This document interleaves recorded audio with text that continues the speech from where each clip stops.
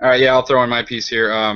Yeah, there's definitely a lot of ignorance and misinformation that goes around about this, and like you were saying, there's a difference between organic mercury and environmental mercury, but people don't understand that. They just think, oh, it's a chemical, it's poisonous, it's toxic, it can build up in your system and all this, and people just aren't informed, and that's kind of why we need to discuss this. We need to get the word out, and and let people know that it's okay. Obviously, the main thing that we all hear about is this whole autism thing. Ever since Andrew Wakefield published his paper back in the late '90s, and that gets a lot of the attention from the Jenny McCarthy's of the world and all that. But it's not, and there's been no link found between autism and vaccines whatsoever. They've tried reproducing his results, and they have not done so. And he rescinded his work, and he was, basically barred from doing any more scientific research and things of that nature. So it's completely debunked at this point.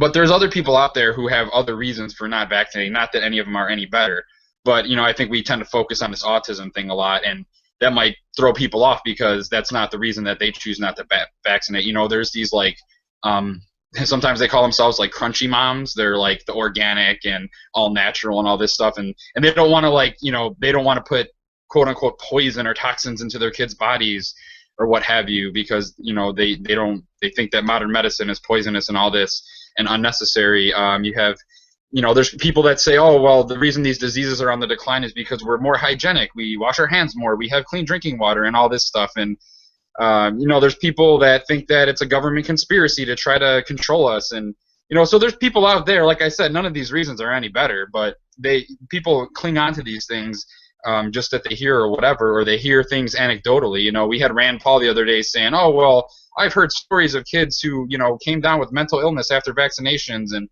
I've even personally heard secondhand accounts of these things. Obviously, I don't put any stock into them because, correlation is not causation, and plus it's just an anecdote. You have no idea if that story is even true, just hearing it from, a friend of a friend or whatever. So, for like measles, I've heard the number out there that for herd immunity to be effective, we need to have 90% vaccination. And with this anti-vax movement, it's kind of dwindling. It's going down and down. So that's why we really got to attack this and be on the offensive and make sure people are vaccinating.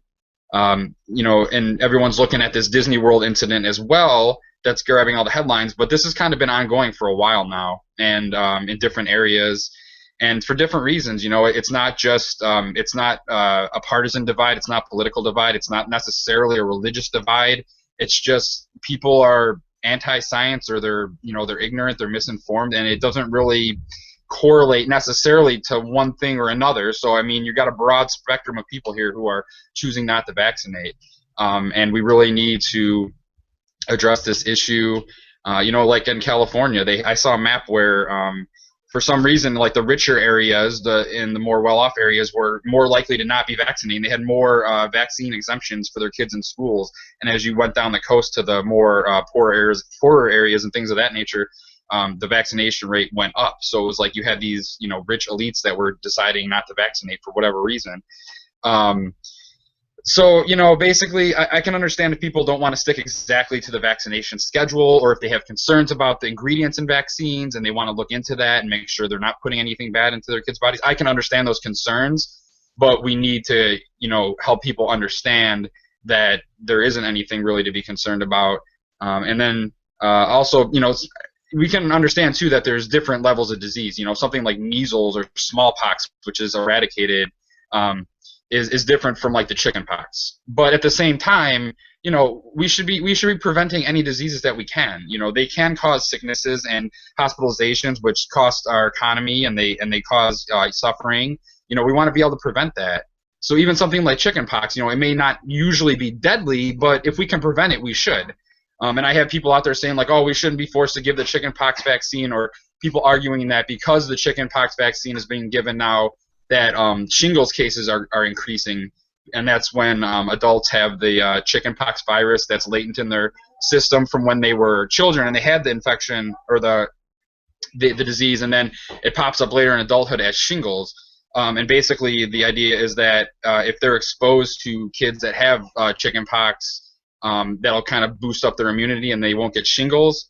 But there's also a vaccination against shingles. So that can help allay that. And then also you have to understand that these things will just take time. You know, once we get the chickenpox vaccine out over, you know, several years, several decades, then we won't have to worry about people having shingles because they will never have had chickenpox to begin with. So even something like that, you know, I think people should be getting vaccinated against.